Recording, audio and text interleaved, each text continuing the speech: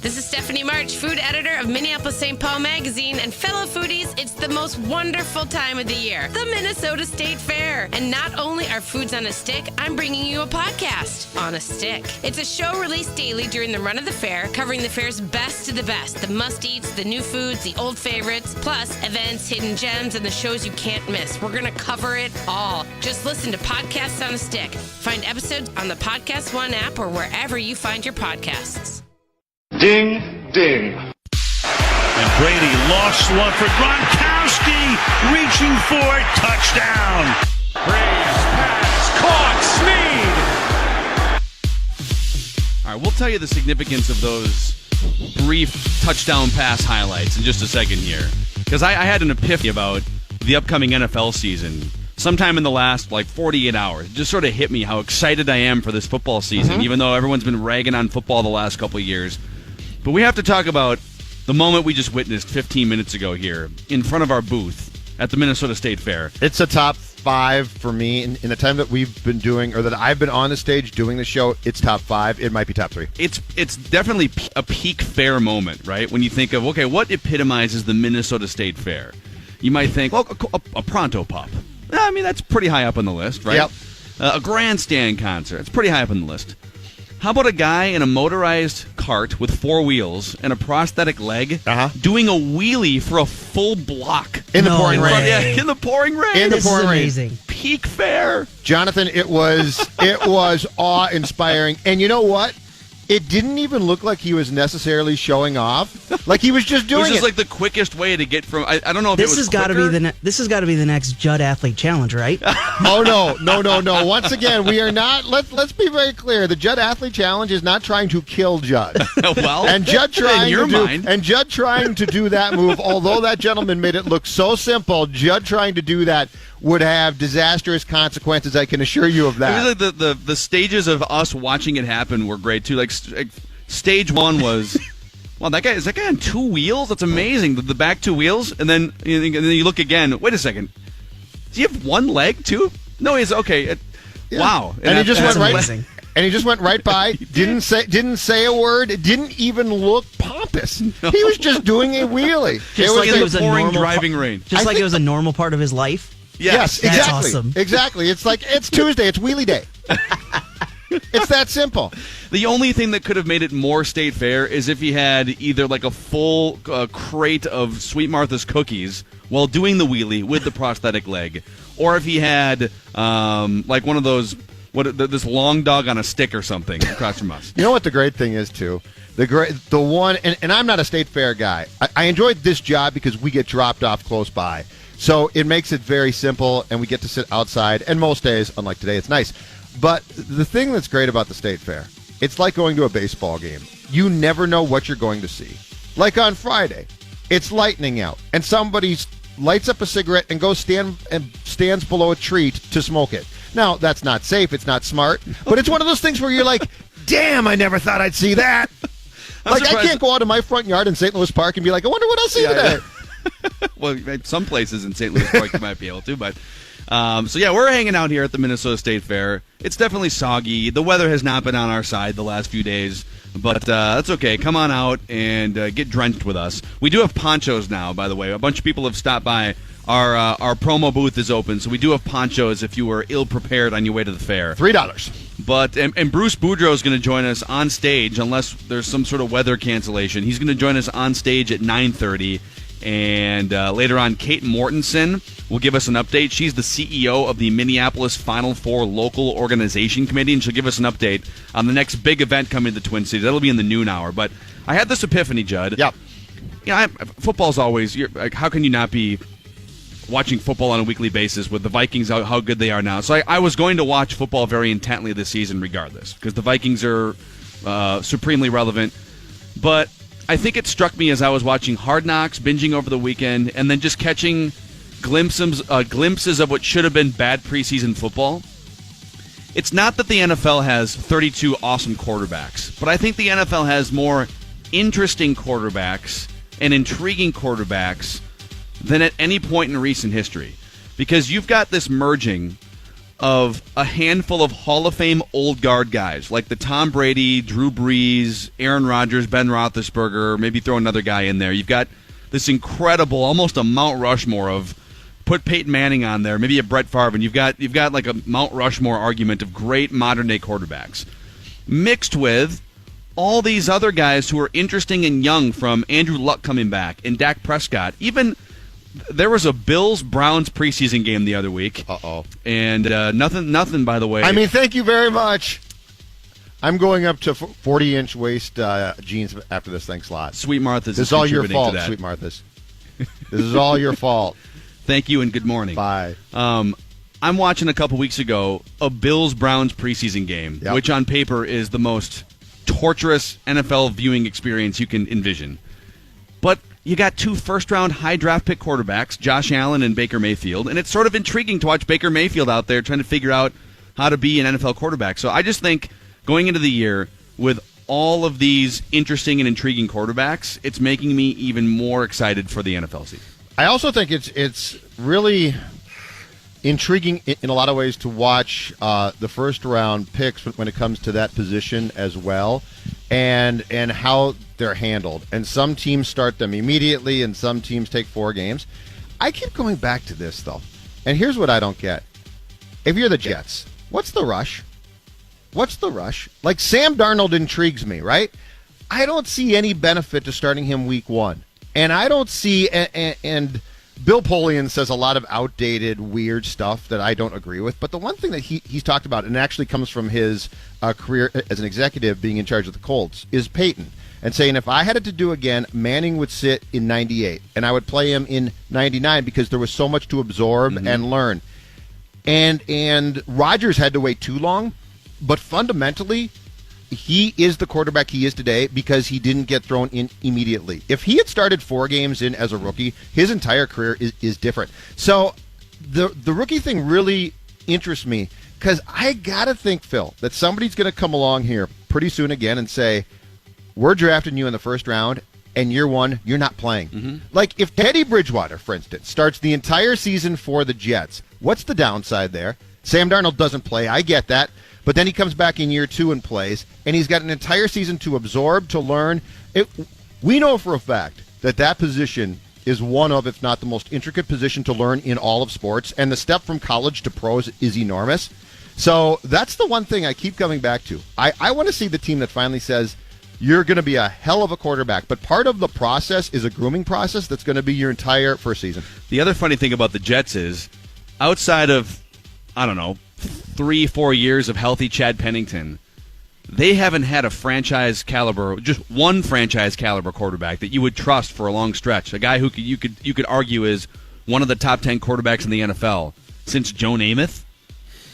Unless you'd put Ken O'Brien in that mix from the early 90s. You go back to Ken O'Brien and a guy like Richard Todd when I was a kid, but those are all eminently forgettable players. Those aren't great players. And now they're sitting here, and I don't know if they're having this debate internally, but we're all having this debate on their behalf. Well, who can you trade Teddy Bridgewater to? And the more I think about it, and Kevin Seifert brought this up on our show yesterday, if you've gone that long and you had 5 minutes of Chad Pennington and maybe like league average Ken O'Brien before a lot of people were born who are listening.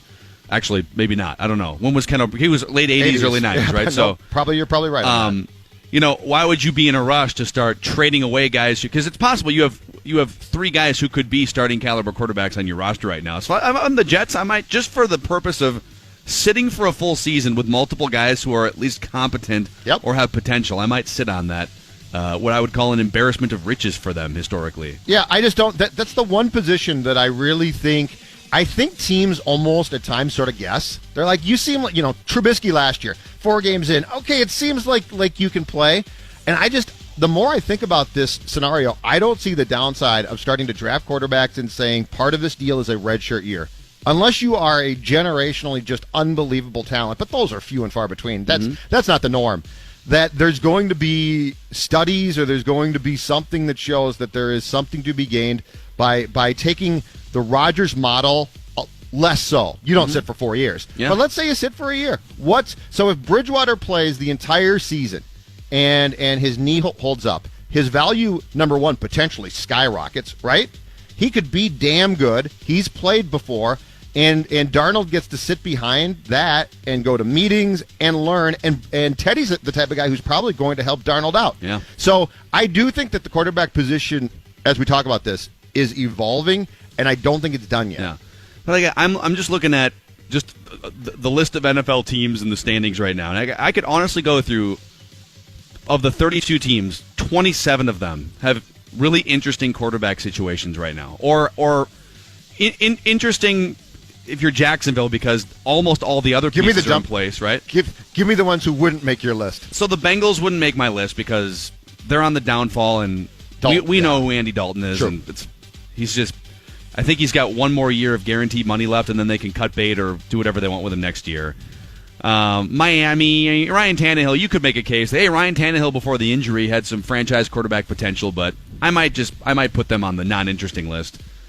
But otherwise, I mean, the Titans, you could say, Marcus Mariota, but that's still a young quarterback going into his third year. Yeah, he could be just fine. Denver's interesting because Case Keenum was getting MVP consideration for a while last year. Did he get to the next level? And I fully expect him to take a step backwards. The Giants with Eli Manning, who was 2 Super Bowl rings and borderline Hall of Fame caliber with weapons around him, and Pat Shurmur, that's fascinating to me. Mm-hmm.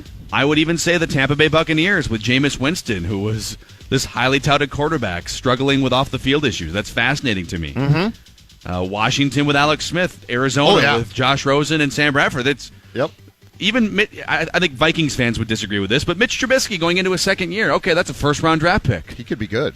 There's so many interesting quarterback situations, and then we're not even counting the ones like Matt Ryan and Russell Wilson and that are already established. So my excitement and my appetite for NFL football is maybe even heightened, and it's heightened because so many people are going the other way with the NFL, that it's toxic because of this, and I agree with a lot of those things, that the anthem stuff is toxic, the domestic violence stuff is toxic.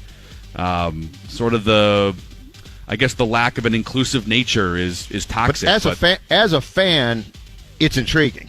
Like I get every sport has lots of flaws and problems. There's no sport that doesn't. Mm-hmm. But yes, football does have the gift of having a ton of intriguing storylines.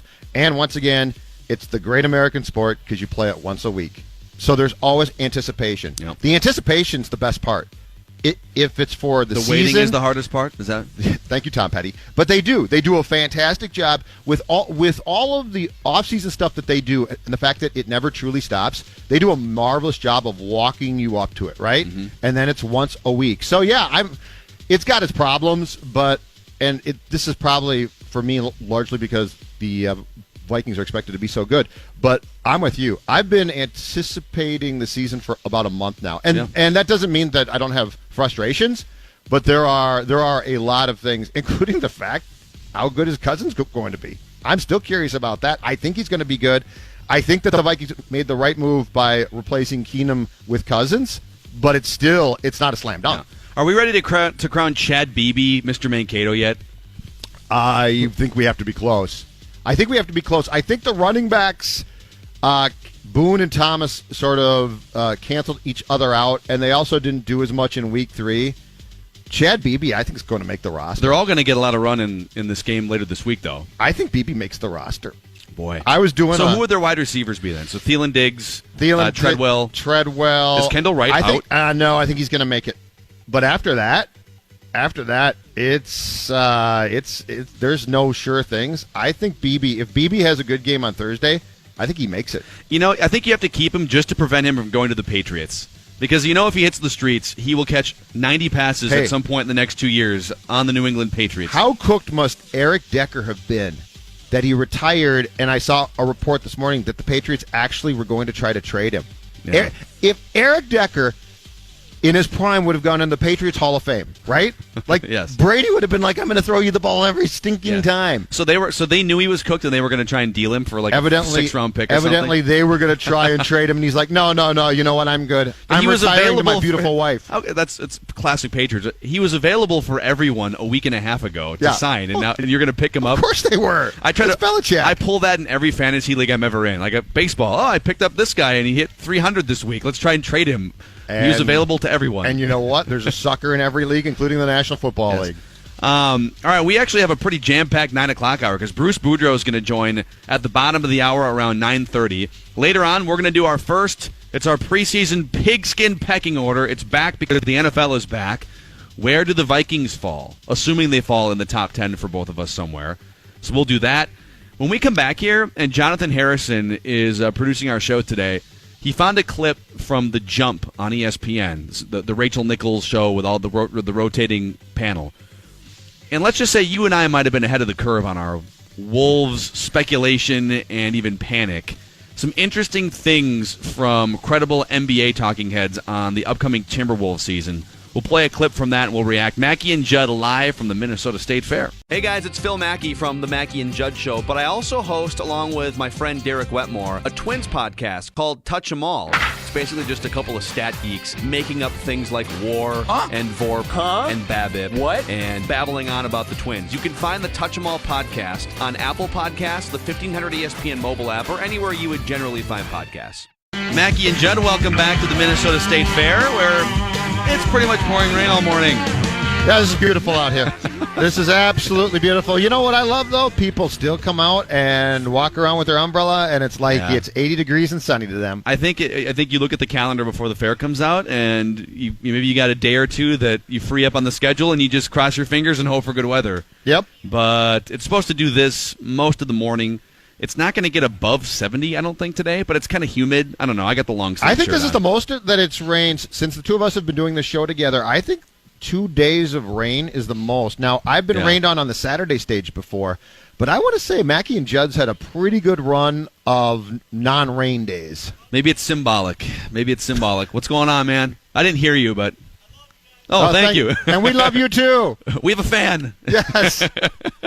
Sit down in the rain and watch the show. It's great. That's riveting. How much of a fan are you really? You want Park your ass on $5? that bench. I'll give you $5. Give you a cookie. All right, so let's play this clip from The Jump. You and I have been awfully nervous on behalf of the Timberwolves all summer. I gotta say, like, as soon as the offseason hit, my first thought was two thoughts. Get Jimmy Butler, Karl Anthony Towns, and Tom Thibodeau. Scott Layden's going to be on the show tomorrow, by the way. I don't know how much he's going to address this stuff. But, not much. But get everyone in a room, have a come-to-Jesus meeting, and just get your vision right. You're trying to win a bunch of games, and you're trying to push towards something bigger that can last for multiple years.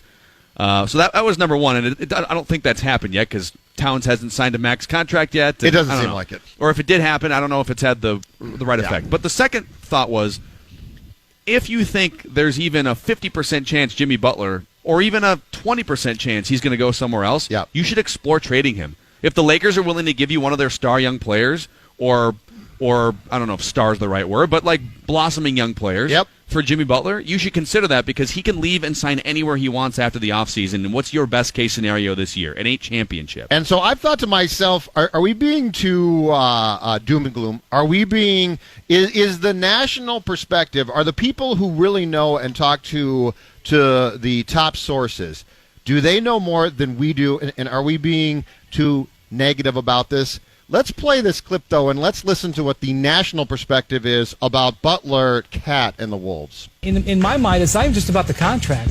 Nick, if this season doesn't get off to a good start for the Wolves, where the West is tougher than it's ever been, I think Jimmy Butler will start to pop up in trade rumors because the Wolves have already got to be concerned about keeping him long term. So whether this story triggers it or not, we're going to see some tension that comes with Butler and the Wolves probably this fall. Even more tension, because that tension was building throughout the last year. But guys, Jimmy to Los Angeles has been something that we've heard about for several years. I mean, dating back to when he was still with the Bulls, this was always the place that he enjoyed visiting. He's got a place out here.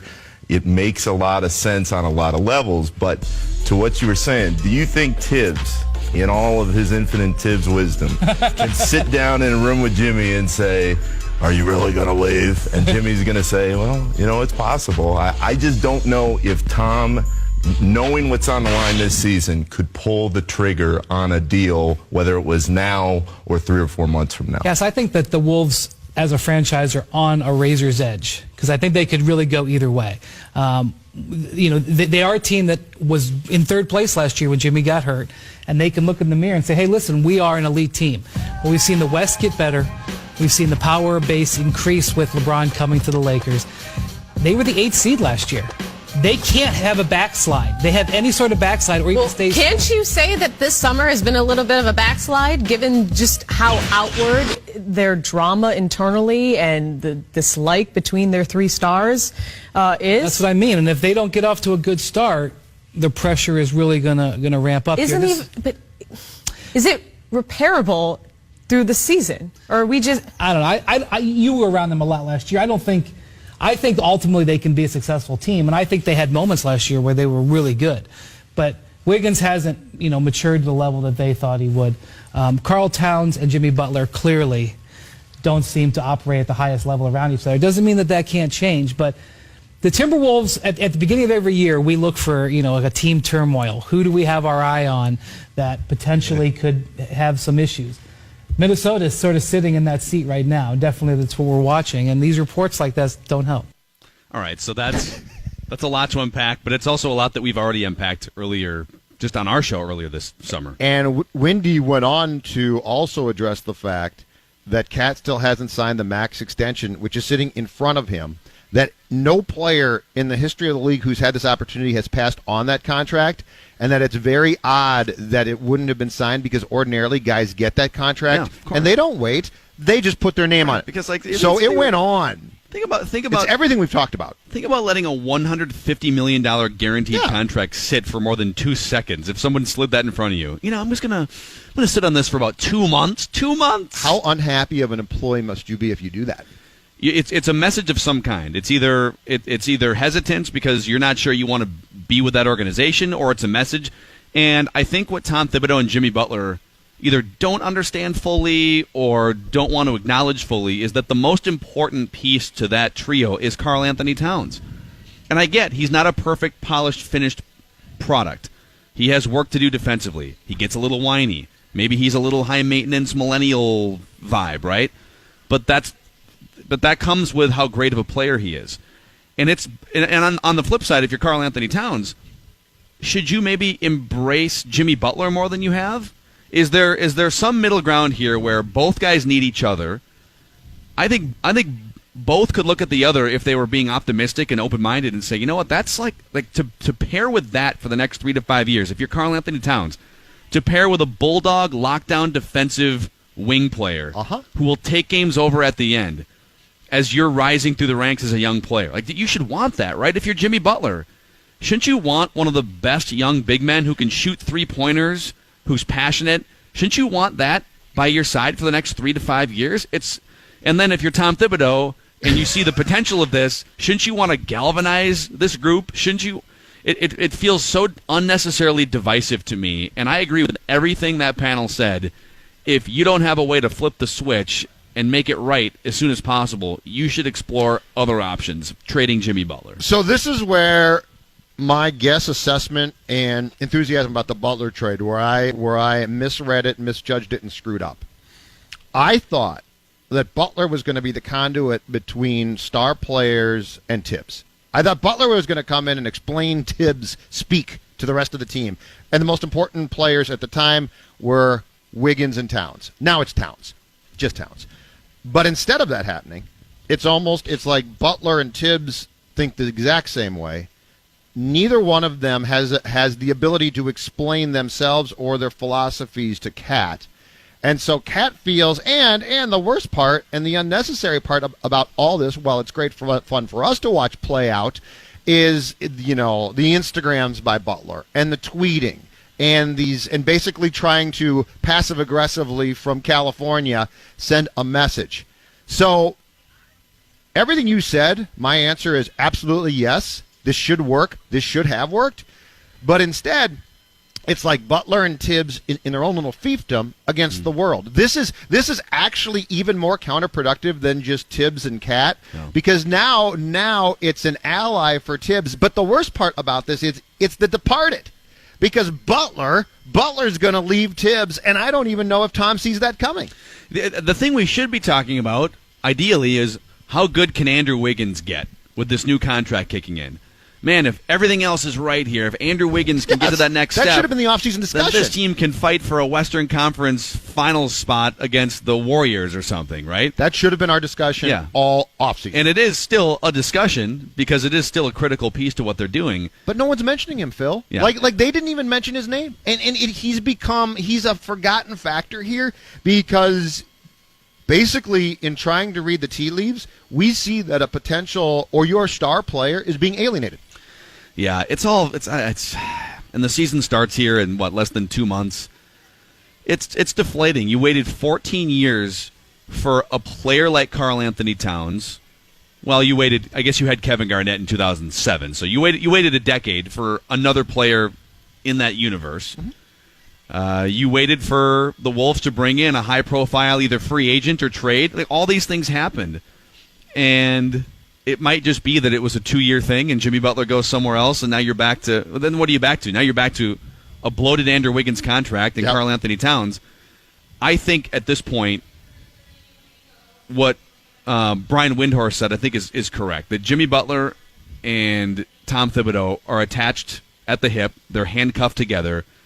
If Jimmy Butler decides to sign somewhere else, you might get one more year of Tom Thibodeau, but I don't see him sticking around. Tibbs took this job and within 6 months basically decided, okay, I'm enough of this young guy stuff. We're bringing in Jimmy Butler, and we're gonna bring in Derrick Rose as soon as I can get Derrick Rose, and Noah if I can get him right. And if that's gone, I think now you're resetting again with another coach and another general manager. I think Tibbs thinks he's married to Butler. I think Butler has a wandering eye. I think there's a really good chance that Jimmy ups and leaves. Now, the comeback to that is, okay, if Jimmy leaves, that solves the problem because Cat's happy.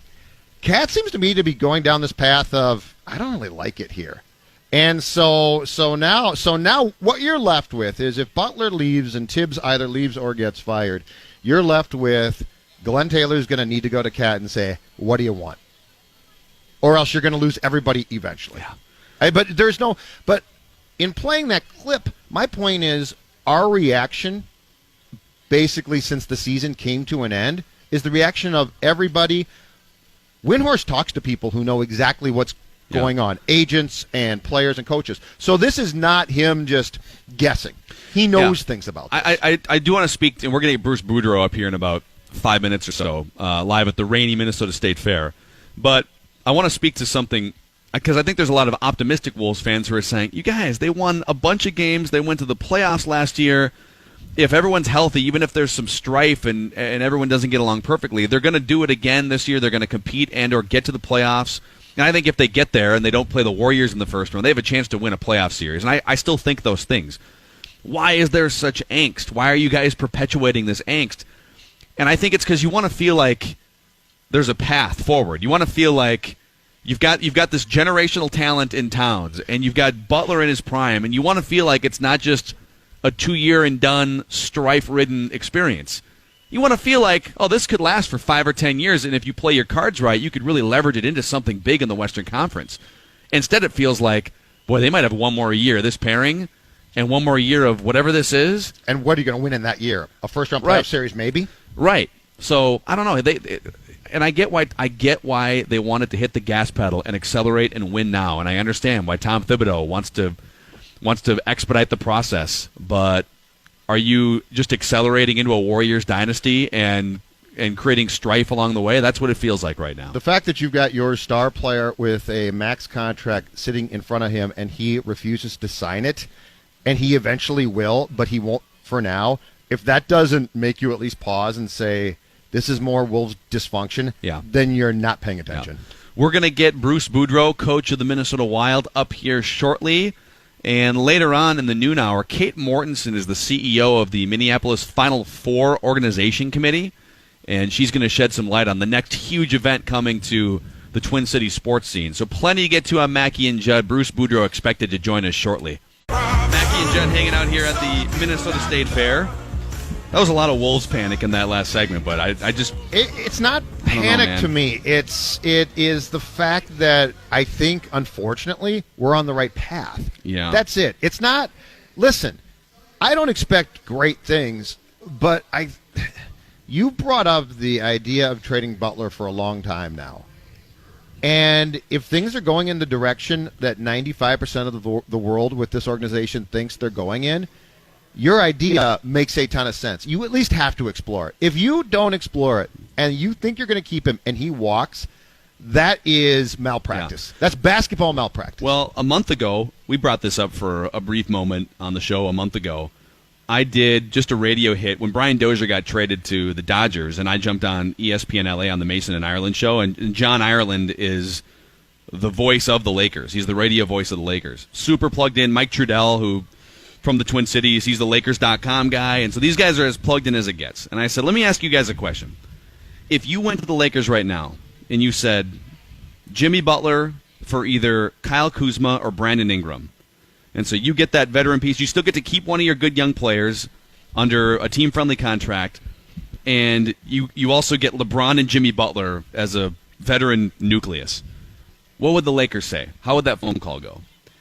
And Ireland paused for a second. He said, I don't think they'd hang up right away. They wouldn't laugh right away.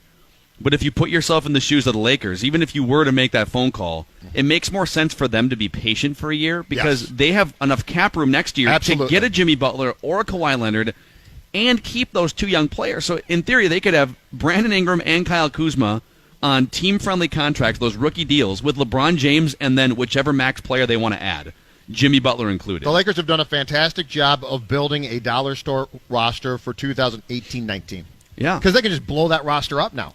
So, and by the way, they're gonna make the playoffs with the dollar store roster for sure. Yeah, come on up. Bruce Boudreau is here, braving the rain right now.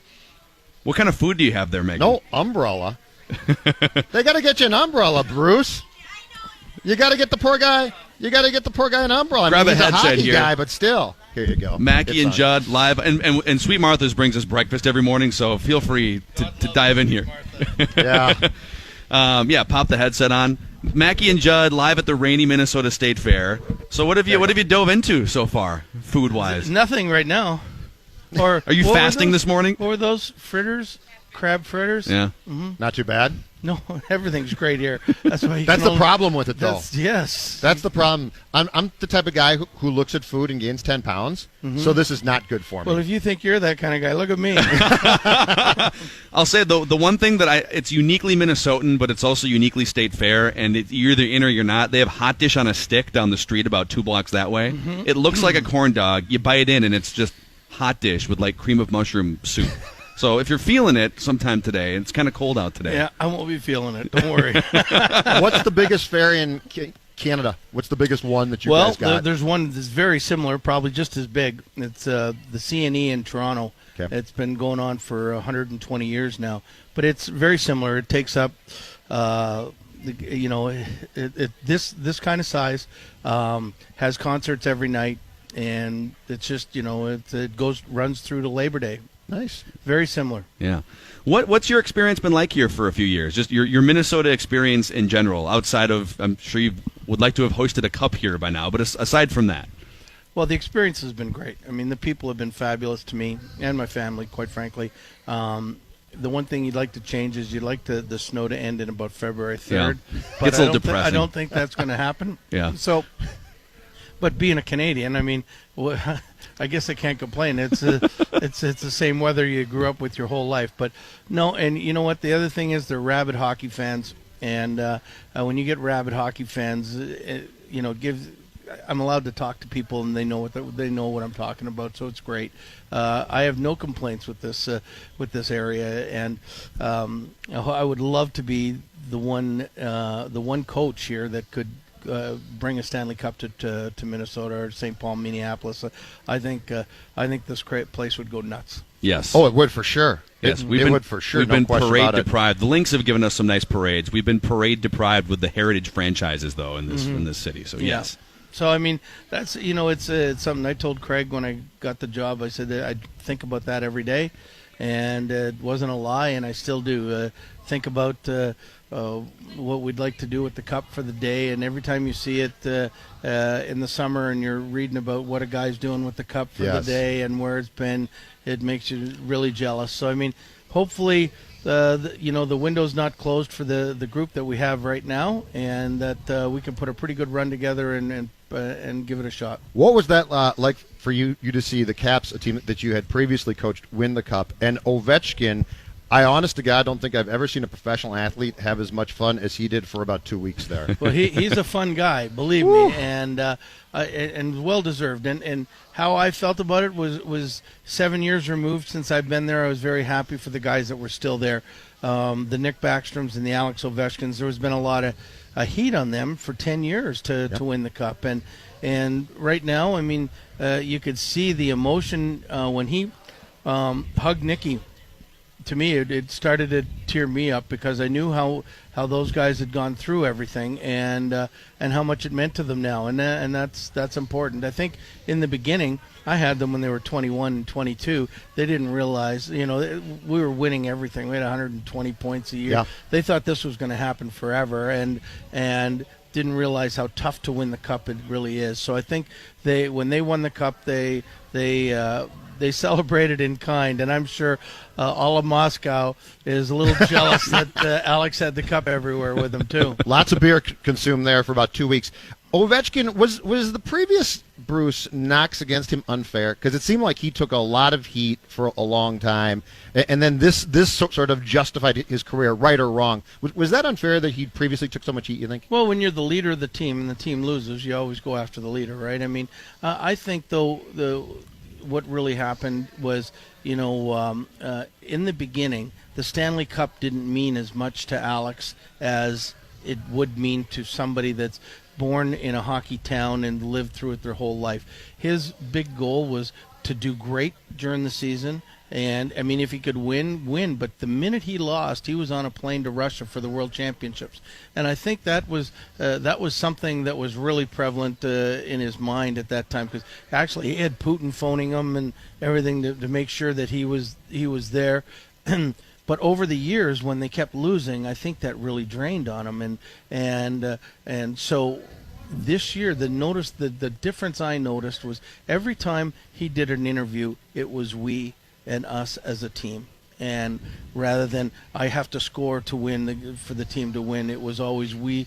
And when he didn't do it and somebody else did, he was very happy for them, and he got totally into that team concept, and that comes with maturity, that comes with doing what he's done for the last 13 years, and I think that was a big part of it. And you could tell that on the bench, that when another player scored during the playoffs or when something good was happening, he was genuinely, and I can tell when he was not genuinely happy, but he was genuinely just as thrilled for them because he was part of the team and the team was winning. Yeah, Bruce Boudreau is with us here live at the soggy Minnesota State Fair. I don't say this just to blow smoke. I thought Washington was crazy to part ways with you. I thought Anaheim was, and when you were available for the Wild, it was a no-brainer. My question to you is, why are NHL coaching shelf lives so short? Why are they 3, 4, 5? If you look at a list of the current coaches in the NHL, of the 30 franchises, like 26 of the coaches were hired in the last 2 years or 3 years. It's insane to me. It's insane to me too. I mean, I think if you have a good coach, you got to keep him, right? But it's an awful lot easier to get rid of the coach who doesn't make anywhere near what the players make. Now, The coaches are starting to make some good money, so they're keeping them around a little bit longer. I mean, it's not just whimsical, the team's doing bad for a 5-game stint and boom, get rid of them. But sometimes, the message doesn't get through anymore. And when the message doesn't get through, the team stagnates, and that happens. I mean, I don't know, quite frankly, if that happened with me in the situations, but I mean, that's a lot of the reasons why coaches get let go. This is not to put down winning championships in all sports, because it's difficult in all pro sports to win. But take me through just how difficult you think it is to win a cup. Because to me, when I watch the playoffs, I mean, first of all, they go forever now because they're all best 4 of 7. But also just that grind and that mentality and guys getting hurt and playing hurt. How difficult is that to not just be successful and make the playoffs, which can be tough, but also make that run through the spring? Well, first of all, making the playoffs in the NHL is really tough now. I mean, half the teams make it and half the teams don't, and there's a lot of good teams that don't make it. But that being said, the Stanley Cup is a 2-month run. When you think about it, you've got to be at the top of your game for 2 months, and you've got to play the best teams potentially seven times. And to come away with it and to win, you've got to be really, things have got to fall for you. You have to have luck. You have to be injury-free most of the time, at least to the key players. And you need the breaks. I mean, Washington was the first one that would tell you last year. This year we finally got the breaks, and they did. And I mean, they could have been out of it in the first round. They were down 2-0, and Columbus hit the crossbar in the first overtime, where they would have been down 3-0 and out of it. Then what would have happened? But once they started building that momentum and started to believe that, hey, we can do it. And I think beating Pittsburgh, once they beat Pittsburgh, I would have bet any amount of money that they were going to win, because that was the hurdle that they couldn't get over. Yeah. And they finally got over it, and so they went all the way. So good for them. It was sort of like when the Red Sox beat the Yankees in the 2004 ALCS. No one even remembers. They still had to play 4 games against the Cardinals, but it felt like a foregone conclusion, and it was right? a 4-game sweep, and it wasn't even close. Yep. I mean, it was just like we just a deep breath, and they beat the Yankees, which they shouldn't have, by the way. But that's, you didn't like that me one? being a Yankee fan. Well, 3-0. You got enough championships. You're a Yankee fan. I know. Well, when you're as old as I am, when you're growing up in Canada, in Toronto, and the only baseball games that were on TV were the Yankees. The only football games that were on were Cleveland. So I'm a Cleveland Brown fan, too. Oh, poor so Bruce. how do you think It's been 2 years since he won a football game. It makes no sense to be a Yankee fan and a Browns fan. I know, I mean, pick an in between here, Bruce. Well, again, in the 60s and 70s and the 80s, the Browns were pretty good. That's true. They were. Yeah, they had the Jim Brown run in the 60s, and then Leroy Kelly, and then they had Bernie Kosar. They had them all. Hey, one more. I know, like a minute left, and I know you have to get to other places here. But you brought up the Brown. We've been all in on Hard Knocks, documenting the Browns. Okay. What was it like when? Was it the 24/7 Winter Classic documentation? What was that whole thing like for you? I thought it was fun. I mean, that locker room clip was amazing. We play it on our show all the time. I get it everywhere I go to. It depends on how if you embrace it for what it is, selling the game. Yeah, for sure. Then it's good. If you're sitting there and you're trying to be okay, I'm not going to give any information or anything like that. Then you come across pretty, I don't know what the word is, but it's bland and boring. Bland and boring, yeah. But I mean, they told us that the HBO had full access and to tell them everything, so we did. And like even that one locker room scene that we talked about, I asked them to leave, and they didn't leave, and I said, "Oh well, here goes." We got to win a game, so. Yeah. Bruce Boudreau, thanks for coming up, man. Hey, it's great. Appreciate it. Mackey and Judd back with more from the fair next. Tune in Tuesdays at 6 p.m. for the Adrian Heath Show, presented by Heineken. Every week, Jamie Watson and Adrian Heath will be breaking down Minnesota United, Major League Soccer, and more right here on 1500 ESPN.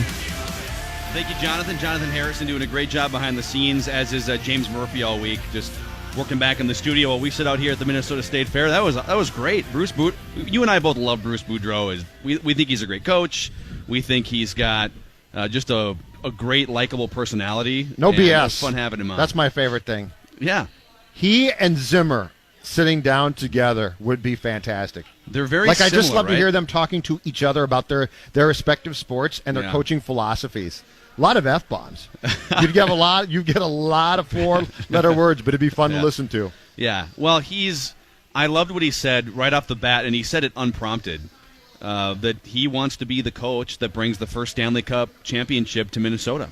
And he feels like the fan base here is one of the smartest fan bases, and I would agree with that. And how could it not be? It's Minnesota. We should have smart hockey fans here. But I hope he's right. It would be fun if he stuck around and if they could figure this thing out. I just worry that they've got so many contractual issues, and I guess my biggest fear on behalf of him would be that he becomes a scapegoat in the next 2 years for something that's not really and truly his fault. Sure, and keep in mind, too, the new GM is not his guy, which can always be a problem as well. Yeah. The other problem that they're going to be up against, to his point about just making the playoffs, the Western Conference is better, and it was already really good. St. Louis improved. Calgary improved. The Blackhawks, if they get goaltending, are not going to be a doormat again. So just making the playoffs, I think, is going to be a real challenge for this franchise. Yeah, and he said as much there. He also the Hard Knocks thing. this is another thing that coaches sometimes don't get, and I didn't know if he got it or not, but he just explained that he just exhibited that he gets the game that's really being played here. When HBO or Showtime knocks on your door, or ESPN, and they do these behind-the-scenes things, and they want to document you. PJ Fleck understands it. It's marketing. It's marketing your program. It's marketing your team. It's marketing the sport. And in hockey's case, that's important. They need it in really hockey. important. Yes. Now, I could see in the NFL where I don't know how much more marketing you really need. The NFL has plenty of marketing, so I can see why teams are a little hesitant to go on Hard Knocks. Right. But in the NHL, the reason why you make the money that you do, and if you want to keep making that kind of money, you want to reach as many people as possible. And hockey is, even despite the NHL being around for several decades, the NHL is still in growth mode, which is weird to say. It's still in growth mode. So to hear him say, you know what, a lot of guys don't want to reveal strategy and don't want the cameras in there. Okay, no, but we're trying to grow the sport. But I love his mindset. But hockey is the most ridiculous one to say that about when it comes to strategy. Yeah. Think about hockey. Hockey doesn't, it's got strategy, but everybody basically does the same thing. Yep. So you're not reinventing the wheel. You're really not. I think the problem with a lot of coaches and executives is they honestly think that they've got the solutions to life, right? They think they've figured everything out and that's proprietary, and if we give this away, everyone's going to do the same thing.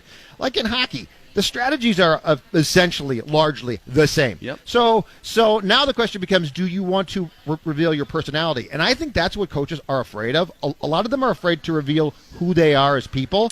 Really? I don't know. Yeah. In football, they definitely are. Why? But I think a lot of coaches, because their whole life, because when you're brought up in sports, I think a lot of, now at least, the philosophy is don't show too much. Don't show too much emotion. Don't show too much.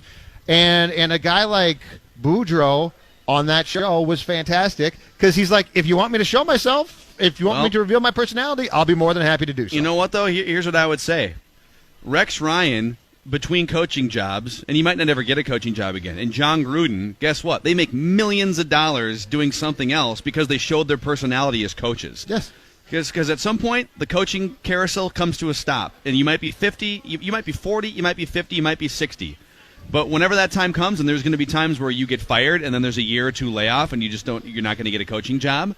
You can make millions of dollars, and you can fulfill yourself doing media stuff if you put yourself. And does out it really there hurt too. you? Like, does it really? No. Does being a button down? I'm not going to say a thing, and you're not going to get to know any part of me. Does that really help you? Yeah. You know who's probably bored between coaching jobs? Brad Childress. Yeah. Because he doesn't show any of his personality. Yeah. And he has some. We've seen it. And he has some personality. And he did a little bit, but then he got freaked out by it, and so I think the most important thing is for coaches.